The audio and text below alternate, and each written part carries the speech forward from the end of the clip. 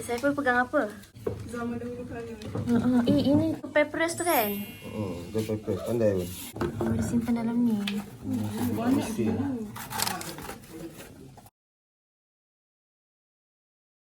Luar biasanya kitab-kitab jadi.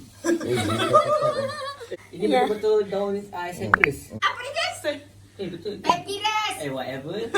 Abang adik sama je. Papyrus. Beli dekat Mesir. Nanti gekul lah. Pusing.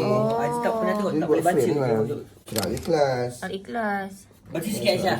Oh, Falah, Anas. Pakai baju baru bawa kedai. Aisyah juga ni.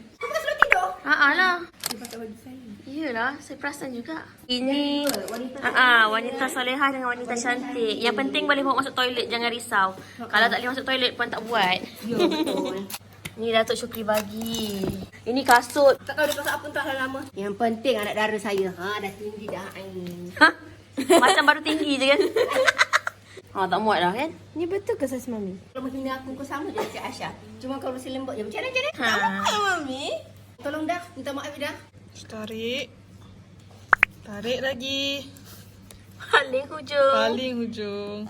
Ketat sangat tak? Itu je lah paling besar. Ami kalau beli kasut, Amin menyampah. Entah tak kenapa. Sebab kaki Ami ada bunyon. Jari terkeluar satu. Kenapa puan punya stocking macam ni? Tak apa je lah apa-apa. Sebab dia nak jadikan hand sock. Dua-dua. Sekali dua. Dua. Hand sock boleh, sarung kaki boleh. Walaupun puan pakai heels. Mami tinggi. Yang penting beg plastik sendayu tinggi. Anak beranak punya bisnes memang havoc. Ya, saya lawan hati kalau pakai barang dia. Okey. Yang penting aku lebih putih daripada kau tu.